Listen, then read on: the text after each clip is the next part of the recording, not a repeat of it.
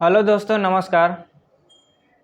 तो आज हम लोग हिंदी की महत्वपूर्ण प्रश्नोत्तरी देखेंगे और इसके माध्यम से हम लोग ये अनुमान लगाएंगे कि हमारी तैयारी कैसी है और कौन सा पोर्शन हमारा कमज़ोर है जिस पर पुनः तैयारी करने की ज़रूरत है।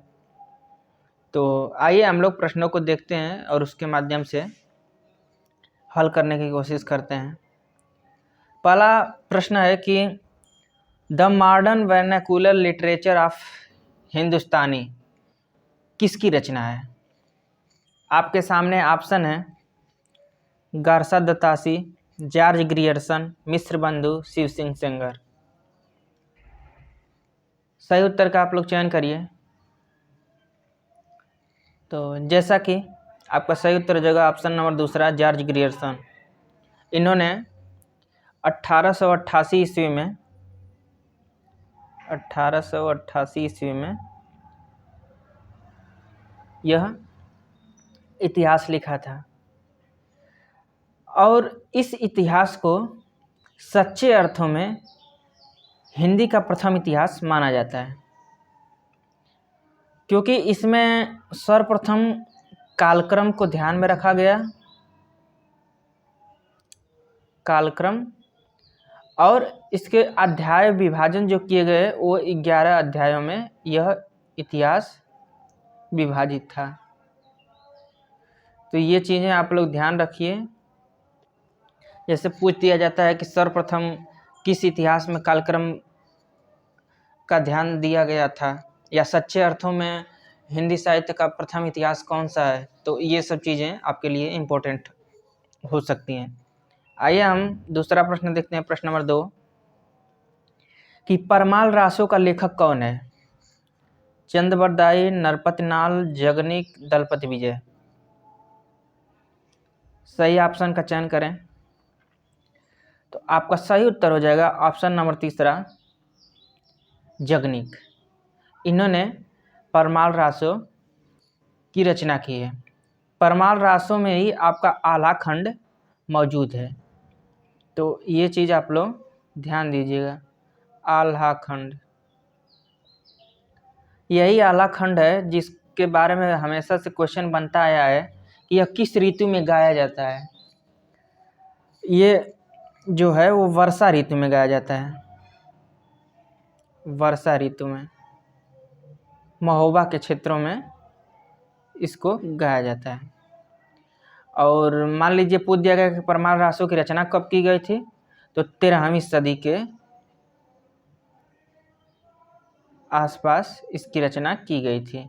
और ये वीर गीत है, आल्हा और उद्दल की वीरता का इसमें वर्णन किया गया। आइए हम अगला प्रश्न देखते हैं कि भोजपुरी का क्षेत्र है राजस्थान, इलाहाबाद, चंपारण, पूर्णिया। आप लोग सही उत्तर का चयन करिए कि इनमें से भोजपुरी का क्षेत्र कौन सा है। तो आपका सही उत्तर हो जाएगा ऑप्शन नंबर तीसरा, चंपारण। चंपारण जो है वो भोजपुरी का क्षेत्र है। बाकी यदि आपको पूर्णिया लग रहा है तो पूर्णिया जो है वो मैथिली का क्षेत्र है। मैथिली जो पूर्वी हिंदी से भोजपुरी, मगही, मैथिली निकला है, तो ये जो पूर्णिया है, पूर्णिया में मैथिली और अंगिका ये बोलियां बोली जाती हैं। तो ये चीज़ भी आप लोग ध्यान दीजिएगा। बाकी इलाहाबाद में तो आपकी अवधी हो जाएगी, और राजस्थान में है तो जयपुरी, मालवी, मेवाती, मारवाड़ी, ये सब बोलियां यहाँ पे राजस्थान में बोली जाती हैं। तो इसलिए आपका तीसरा ऑप्शन से हो जाएगा भोजपुरी के लिए चंपारण। आइए हम अगला प्रश्न देखते हैं, प्रश्न नंबर 4। बड़े न हुजे गुणन बिनु बिरद बड़ाई पाई, कहत धतूरे सौ कनक गहनो गढ़ियो न जाय। इस दोहे में कौन सा अलंकार है। अर्थांतरन्यास, प्रतिवस्तुपमा, रूपक, अतिशयोक्ति। चौथा नंबर का आप लोग सही उत्तर का चयन करिए। तो जैसा कि आपका सही उत्तर हो जाएगा ऑप्शन नंबर 1, अर्थांतरन्यास अलंकार है, क्योंकि आपका यहाँ पे कनक जो धतूरा है उसको सोना कह देने से, या कनक के नाम से धतूरा कह देने से, वो दोनों का अर्थ एक विपरीत अर्थ दे रहा है, तो इसलिए यहाँ पे अर्थांतर न्यास अलंकार होगा। आइए हम 5वां प्रश्न देखते हैं कि मानुष प्रेम भयउ वैकुंठी इस पंक्ति किस कवि की है? तुलसी, मंझन, कुतुबन, मलिक मोहम्मद जायसी। आप लोग सही उत्तर का चयन करिए कि मानुष प्रेम भयउ वैकुंठी ये किसकी पंक्ति है। तो सही उत्तर हो जाएगा कि ये जायसी की पंक्ति है, मलिक मोहम्मद जायसी। ये पद्मावत की अंतिम पंक्ति है।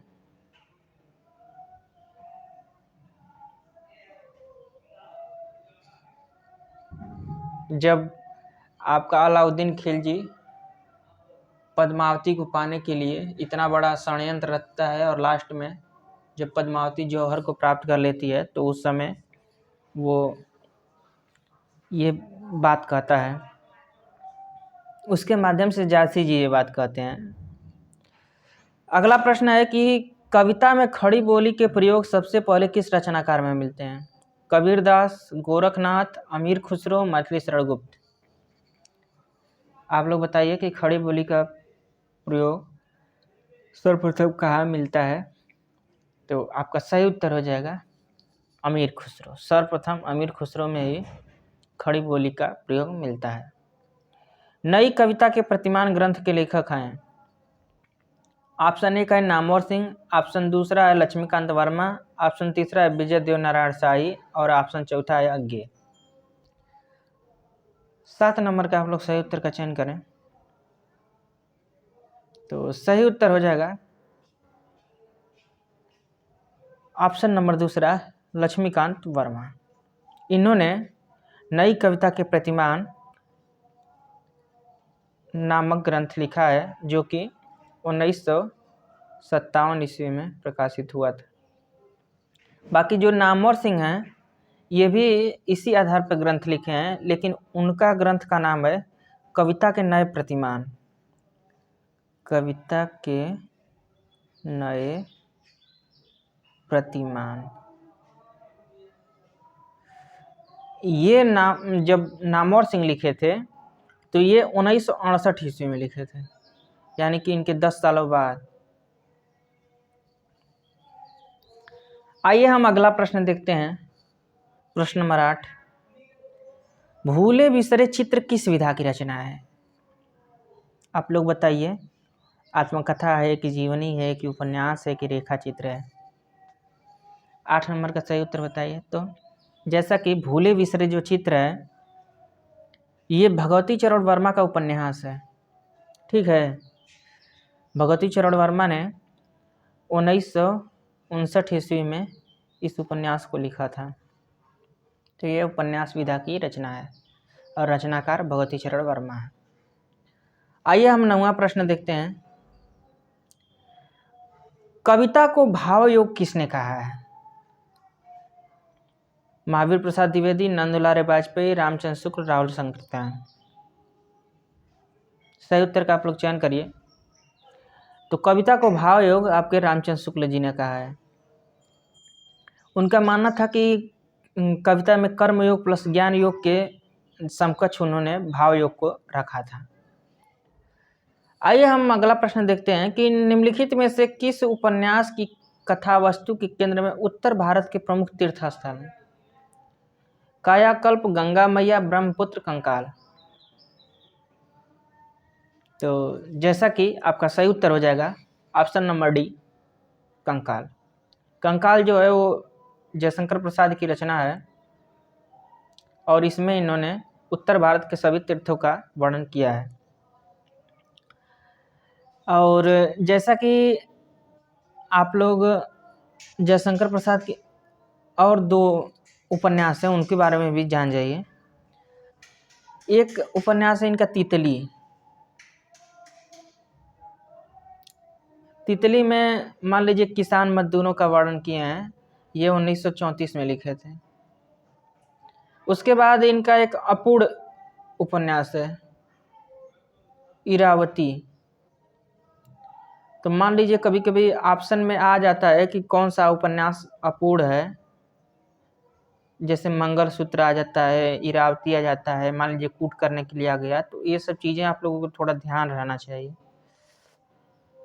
ये जो लिखे थे 1936 ईस्वी में लिखे थे, यानी कि तितली 1934 में, इरावती 1936 में, और जो कंकाल है इसको इन्होंने 1929 ईस्वी में लिखा था। तो ये चीज़ आप लोग ध्यान दीजिए कि कंकाल, उसके बाद तितली, उसके बाद इरावती। इरावती जो है अपूर्ण रचना है। आइए हम अगला प्रश्न देखते हैं कि भारतेंदु हरिश्चंद्र किस पत्रिका के संपादक थे। और आपके सामने ऑप्शन है संवाद कौमुदी, आनंद कादम्बिनी, कवि वचन सुधा, हिंदी प्रदीप। आप लोग सही उत्तर का चयन करिए कि भारतेंदु हरिश्चंद्र ने किस पत्रिका का संपादन किया है। तो आपका सही उत्तर हो जाएगा ऑप्शन नंबर तीसरा, कवि वचन सुधा। इन्होंने कवि वचन सुधा को 1868 ईस्वी में बनारस से निकाला था।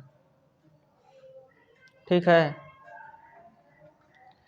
बाकी संवाद कौमुदी जो है वो राजा राम मोहन राय ने निकाला।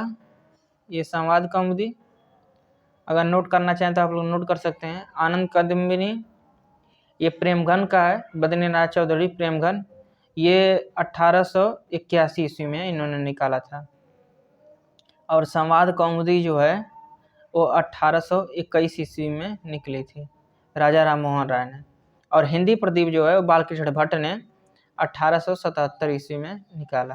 तो ये चीज़ आप लोग थोड़ा ध्यान दीजिएगा। आइए हम अगला प्रश्न देखते हैं, प्रश्न नंबर 12 कि हिंदी की संस्कृतनिष्ठ शैली के समर्थक कौन थे। श्री प्रसाद सितारे हिंद, राजा लक्ष्मण सिंह, भारतेंदु हरिश्चंद्र, लल्लू लाल जी। आप लोग सही उत्तर का चयन करिए। तो आपका सही उत्तर हो जाएगा ऑप्शन नंबर 2, राजा लक्ष्मण सिंह। ये संस्कृतनिष्ठ हिंदी के समर्थक थे। ठीक है। बाकी जो हिंदी गद्य के विकास में प्रथम 4 महानुभावों ने योगदान दिया था, उसमें संस्कृतनिष्ठ मिश्रित हिंदी के समर्थक सदा सुखलाल भी थे। तो सदा सुखलाल को भी आप लोग याद करिएगा, सदा सुखलाल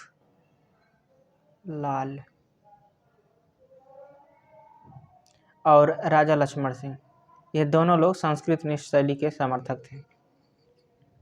अगला प्रश्न है कि अघोष, स्पर्श, कंठ अल्प प्राण व्यंजन है। अघोष भी बताना है, स्पर्श भी बताना है, कंठ भी बताना है और अल्प प्राण व्यंजन है। प, च, क, ट। आप लोग सही उत्तर का चयन करिए कि आपका सही उत्तर क्या हो जाएगा। तो जैसा कि इसमें आपका सही उत्तर हो जाएगा ऑप्शन नंबर तीसरा, क। अघोष भी है, स्पर्श व्यंजन भी है, कंठ भी है और अल्प प्राण भी है।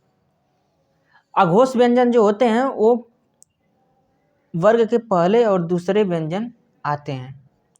स्पर्श व्यंजन जो होते हैं वो 25 होते हैं, यानी कि क से लेकर के म तक इसके अंदर जितने व्यंजन आते हैं वो स्पर्श होते हैं। कंठ में आपके 5 होते हैं, क, ख, ग, घ, अंग। उसके बाद अल्प प्राण, और जो अल्प प्राण होगा उसमें आपका वर्ग के पहला, तीसरा और 5वां जो अक्षर है वो शामिल होती है।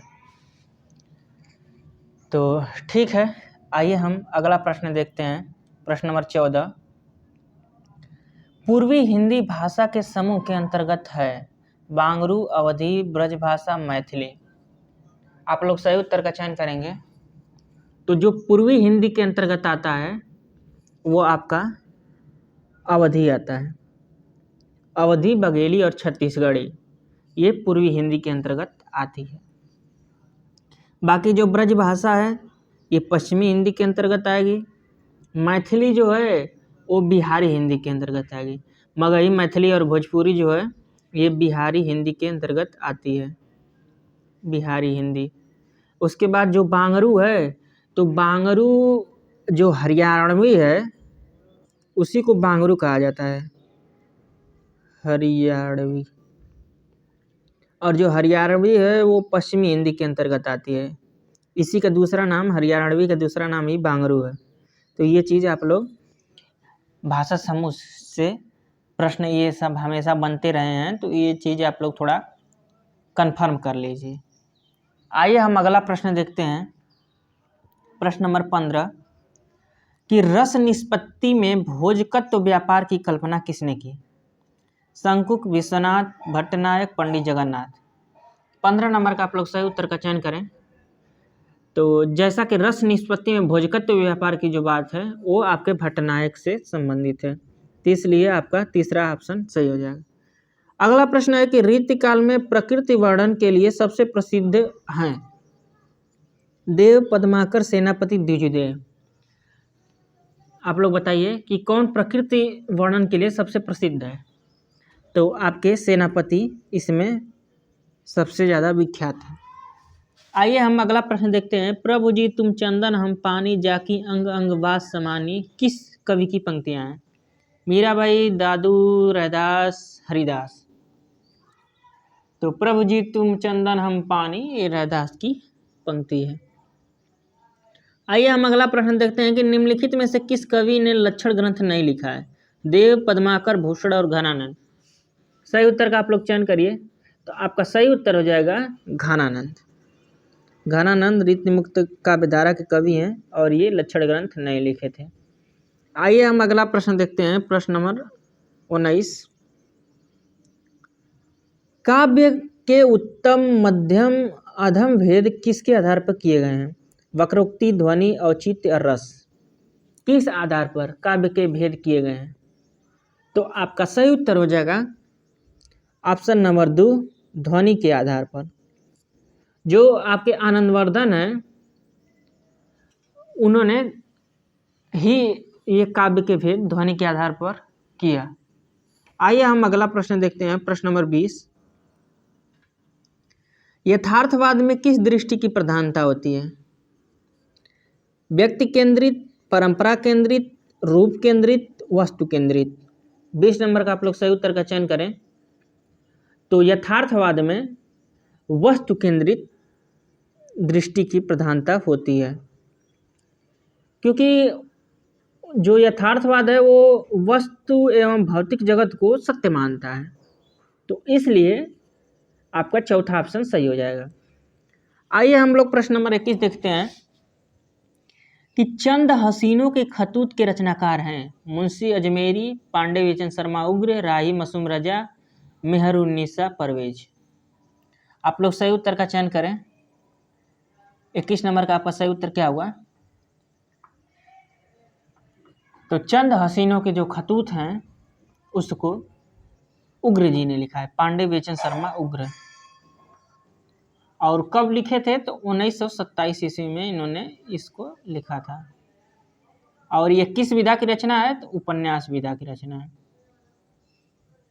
तो ये चीज आप लोग ध्यान दीजिएगा। आइए हम अगला प्रश्न देखते हैं, प्रश्न नंबर 22 कि प्रेम पथिक किस कवि की रचना है? रामनरेश त्रिपाठी, श्रीधर पाठक, प्रज्ञा प्रसाद शुक्ल सनेही, जयशंकर प्रसाद। 22 नंबर का आप लोग सही उत्तर का चयन करें।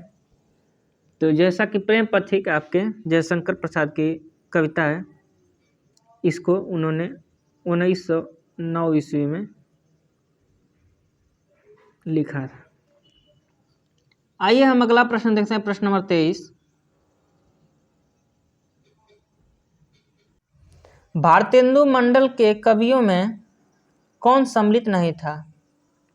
प्रताप नारायण मिश्र, चौधरी बद्रीनारायण प्रेमगन, राधाचरण गोस्वामी, बाल मुकुंद गुप्त। सही उत्तर का आप लोग चयन करें। 23 नंबर का सही उत्तर क्या होगा? तो आपका सही उत्तर हो जाएगा ऑप्शन नंबर 4, बाल मुकुंद गुप्त भारतेंदु मंडल के कवियों में शामिल नहीं है। विनय पत्रिका की भाषा है, इसका आप लोग सही उत्तर का चयन करिए। ब्रज है कि अवधी है कि छत्तीसगढ़ी है कि कन्नौजी है?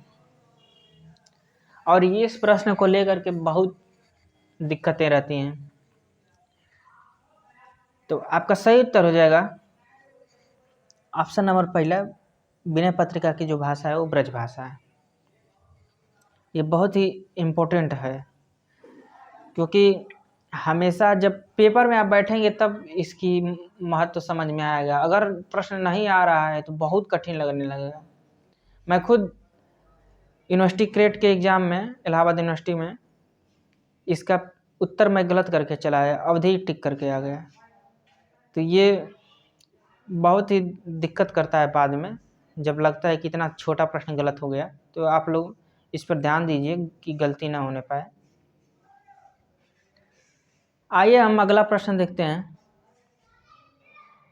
प्रश्न नंबर 25, अवहट्ट भाषा की श्रेष्ठ रचना है? कीर्तिलता, कृष्ण गीतावली, वैराग्य संदीपनी, हमीर रासो। आप लोग सही उत्तर का चयन करें। तो आपका सही उत्तर हो जाएगा ऑप्शन नंबर पहला, कीर्तिलता।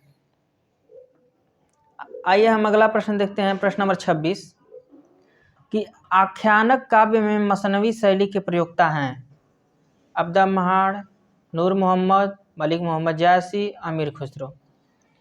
तो मसनवी शैली के प्रयोगकर्ता कौन है? 26 नंबर का आप लोग सही उत्तर का चयन करें। तो आपका सही उत्तर हो जाएगा ऑप्शन नंबर 3, मलिक मोहम्मद जायसी, पद्मावत में मसनवी शैली का प्रयोग किया है। आइए हम अगला प्रश्न देखते हैं। प्रश्न नंबर 27, विज्ञान गीता के रचयिता हैं? तुलसीदास, दादू दयाल, रैदास, केशवदास। 27 नंबर का आप लोग सही उत्तर का चयन करें। तो जो विज्ञान गीता है वो आपके केशवदास जी ने लिखा है। ये एक प्रबंध काव्य है, प्रबंध काव्य है, प्रबंध काव्य। और इसको इन्होंने 1610 ईस्वी में लिखा था। हाँ, 1610 ईस्वी में इन्होंने इसको लिखा था। आइए हम अगला प्रश्न देखते हैं। ब्रज भाषा का विकास अपभ्रंश के किस रूप से हुआ है? आप लोग सही उत्तर का चयन करें। मागधी, अर्धमागधी, सौरसेनी, पैसाची। क्या सही होगा? तो जो आपके ब्रज भाषा का विकास है उस सौरसेनी अपभ्रंश से हुआ है। तो ये चीज़ आप लोग ध्यान दीजिएगा, भाषा से संबंधित प्रश्न गलत ना होने पाए। नट जनजाति का चित्रण करने वाला उपन्यास है? किस उपन्यास में नट जनजाति का चित्रण हुआ है? आपके सामने ऑप्शन है, मृगनयनी, सब ही नचावत राम गुसाई, कब तक पुकारूं, जंगल के फूल।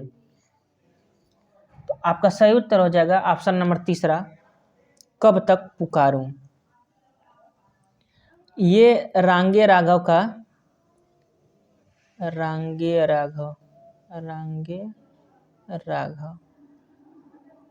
का उपन्यास है, जिसमें इन्होंने यूपी के ग्रामीण कस्बा की नट जनजाति के बारे में चित्रण किया है। एक तरह से ये एक प्रकार का मान लीजिए कि आंचलिक उपन्यास है। आइए हम अगला प्रश्न देखते हैं। प्रश्न नंबर 30, कैदी और कोकिला किस कवि की प्रसिद्ध रचना है? रामधारी सिंह दिनकर, बालकृष्ण शर्मा नवीन, सुभद्रा कुमारी चौहान, माखनलाल चतुर्वेदी। 30 नंबर का आप लोग सही उत्तर का चयन करें। तो कैदी और कोकिला ये जो रचना है ये माखनलाल चतुर्वेदी की है। इन्होंने क्या किया था ना कि जो भारतीय स्वतंत्रता संग्राम के जो सेनानी थे, जो जेलों में बंद हो गए थे, उनको किस तरह की यातनाएं दी जा रही हैं, उसका इसमें मार्मिक चित्रण किए हैं कैदी और कोकिला में। तो ये चीज़ उसकी समरी थोड़ा आप लोग ध्यान दीजिए। आइए हम अगला प्रश्न देखते हैं कि बुद्ध चरित नाम से लाइट ऑफ एशिया का अनुवाद किसने किया? चंद्र शर्मा गुलेरी, सरदारपुर सिंह, रामचंद्र शुक्ल, राहुल संकृत्यायन। आप लोग सही उत्तर का चयन करेंगे। तो सही उत्तर हो जाएगा शुक्ल जी। इन्होंने बुद्ध चरित नाम से लाइट ऑफ एशिया का हिंदी अनुवाद किया था। और जो बुद्ध चरित है ये कब अनुवाद किए थे? मतलब सन किया था, तो ये 1922 में बुद्ध चरित लिखे थे। आइए हम अगला प्रश्न देखते हैं। बांधो न नाव इस ठाव उपन्यास के लेखक हैं? उपेंद्र नाथ, भगवती चरण वर्मा, पांडे, बेचर, शर्मा, उग्र, निराला। सही उत्तर का आप लोग चयन करें। जैसा कि उपन्यास पूछा गया है तो आपका सही उत्तर जगह उपन्यास अस्क। अगर ये कविता पूछा जाता तो निराला जी सही होते। बाधन नाव ठाम बंधु, देखेगा सारा गांव बंधु। आइए हम अगला प्रश्न देखते हैं, प्रश्न नंबर 33। देखे मुख भावे अनदेखई, कमल चंद ताते मुखे कमलो न चंदरी। यह कथन किस कवि का है? सेनापति, घनानंद, केशवदास, भारतेंदु। आप लोग 33 नंबर का सही उत्तर का चयन करें। तो 33 का आपका सही उत्तर हो जाएगा केशवदास। ये केशवदास के रामचंद्रिका की पंक्ति है। आइए हम अगला प्रश्न देखते हैं, प्रश्न नंबर 34। अजनबीपन की अवधारणा का संबंध किससे है? स्वच्छंदतावाद, कलावाद, अस्तित्ववाद, यथार्थवाद। 34 नंबर का आप लोग सही उत्तर का चयन करें। तो अजनबीपन की अवधारणा का संबंध आपके अस्तित्ववाद से है, इसलिए तीसरा ऑप्शन आपका सही हो जाएगा। आइए हम अगला प्रश्न देखते हैं, 35 नंबर कि रीतिकाल के किस कवि ने भक्ति, श्रृंगार, वीर तीनों काव्य परंपराओं का साधिकार लिखा है? केशवदास, भूषण, सेनापति, पद्माकर। आप लोग सही उत्तर का चयन करें। ये बहुत ही इंपॉर्टेंट प्रश्न है। तो इसका सही उत्तर हो जाएगा ऑप्शन नंबर चौथा, पद्माकर जी ने तीनों में रचनाएं किया हैं। जैसे इनकी जो हिम्मत बहादुर वीरदावली है वो वीर परक रचना है, और इनका जगत विनोद श्रृंगार परक रचना है, प्रबोध पचासा भक्ति परक रचना है। तो इस तरह से इनकी ये श्रृंगार, भक्ति, वीर तीनों परंपरा में रचनाएं मिलती हैं। बाकी भूषण की जो है रचनाएं वो आपको वीर परक रचनाएं मिलेंगी, तो इसलिए ये प्रश्न महत्वपूर्ण हो जाता है। आइए हम अगला प्रश्न देखते हैं, प्रश्न नंबर 36। कबीर के जीवन पर कौन सा उपन्यास आधारित है? लोई का ताना, झीनी झीनी बीनी चदरिया, सबही नचावत राम गोसाई, जोगी मत जा। तो 36 नंबर का आप लोग सही उत्तर का चयन करें। तो सही उत्तर हो जाएगा पहला ऑप्शन, लोई का ताना। इसको रांगे राघव ने लिखा है। ये जीवनी परक उपन्यास है। ये आपके कबीर से संबंधित है। कबीर के जीवन के बारे में ही इसमें वर्णन किया गया है। बाकी झीनी झीनी बीनी चदरिया में बनारस के बुनकरों का वर्णन है, ठीक है। और सबही नचावत राम गोसाई, तो इसमें तो मान लीजिए आज़ादी के बाद जो मध्य वर्ग का जीवन है उसको रेखांकित किया गया था। आइए हम अगला प्रश्न देखते हैं, प्रश्न नंबर 37। हिंदी में लिखने वाले और हिंदी भाषी साहित्यकार हैं।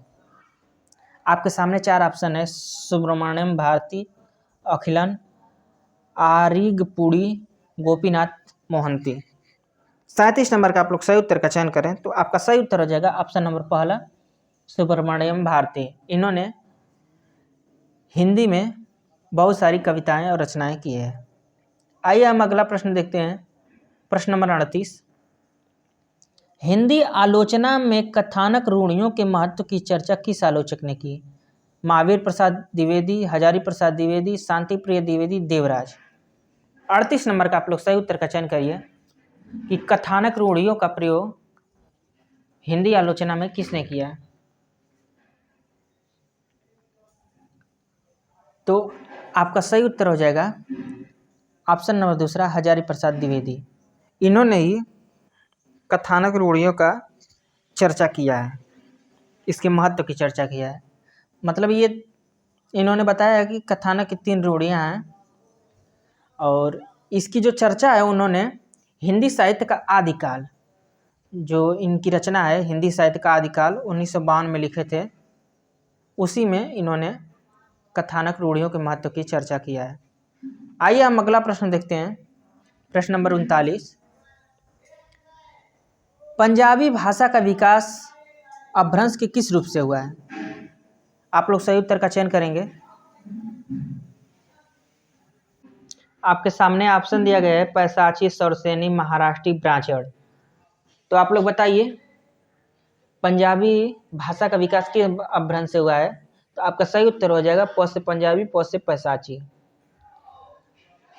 पैसाची से लांदा और पंजाबी का विकास हुआ था। बाकी सौरसेनी से आपका राजस्थानी, पहाड़ी, गुजराती, हरियाणवी ये सब का विकास हुआ है। महाराष्ट्री से आपका मान लीजिए मराठी का विकास हुआ था। ब्रांचड़ से आपका सिंधी का विकास हुआ था, सिंधी। तो ये चीज आप लोग थोड़ा ध्यान दीजिए। आइए हम प्रश्न नंबर 40 देखते हैं।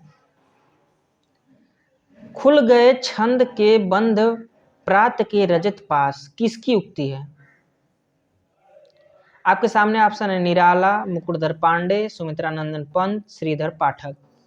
40 नंबर का आप लोग सही उत्तर का चयन करिए।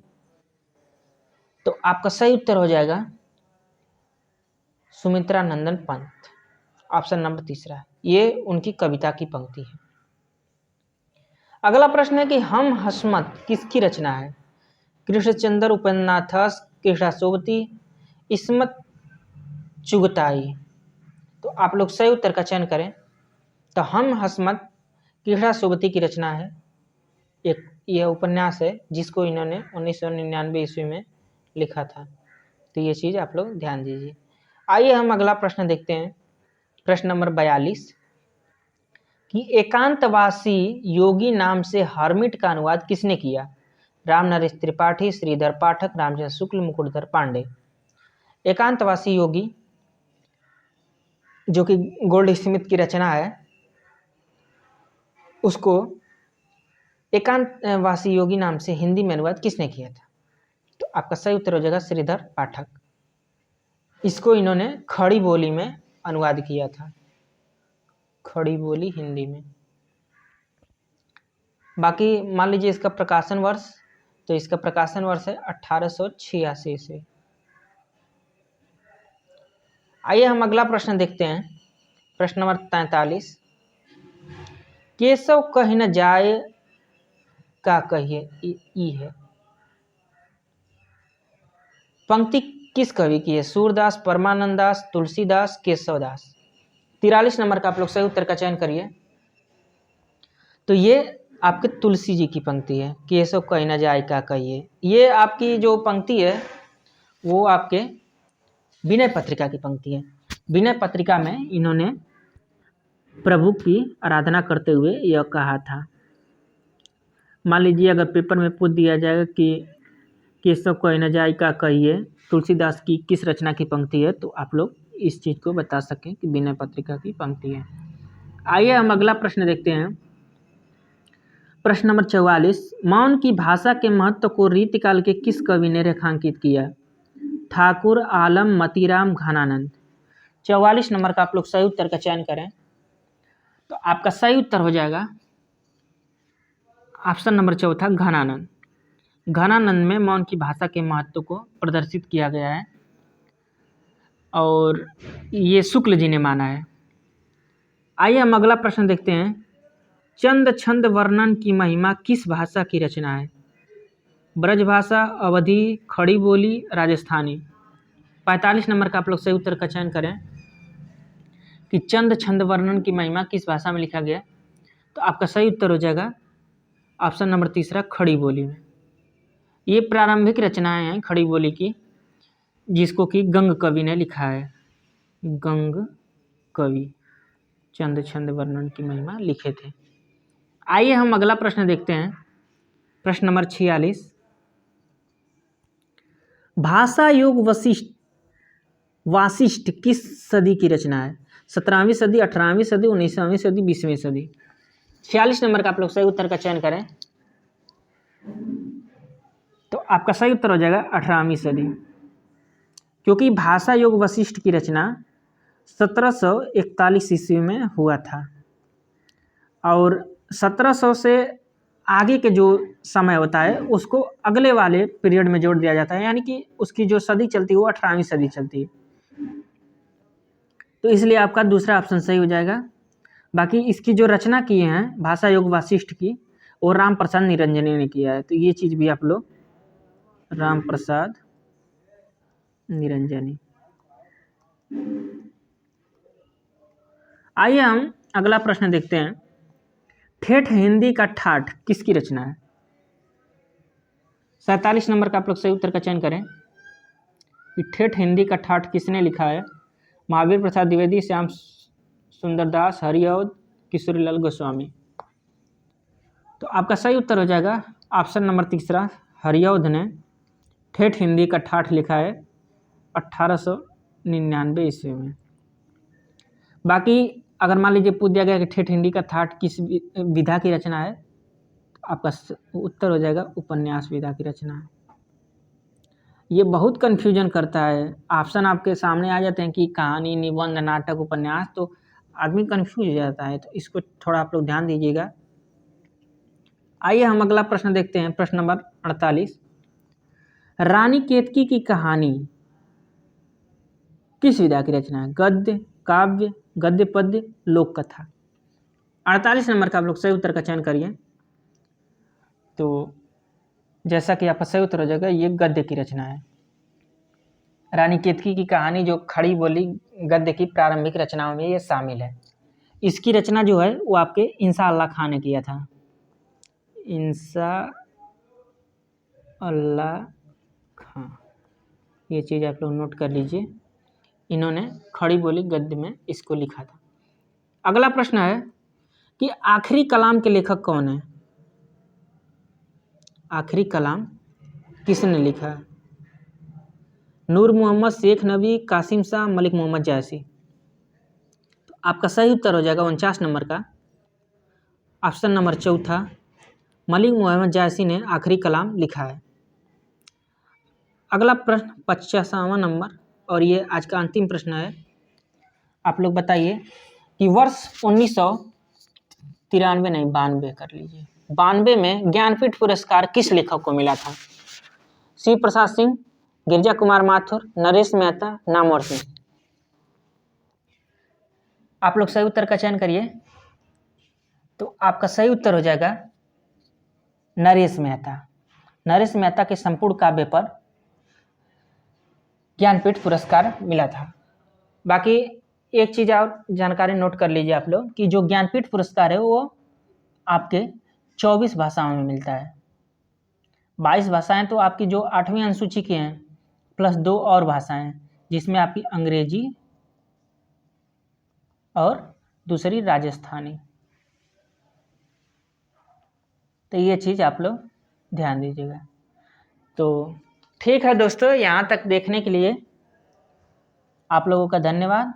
बाकी हम लोग फिर मिलेंगे किसी नए वीडियो में नए टॉपिक के साथ। आप लोग इसी तरह से देखते रहिए।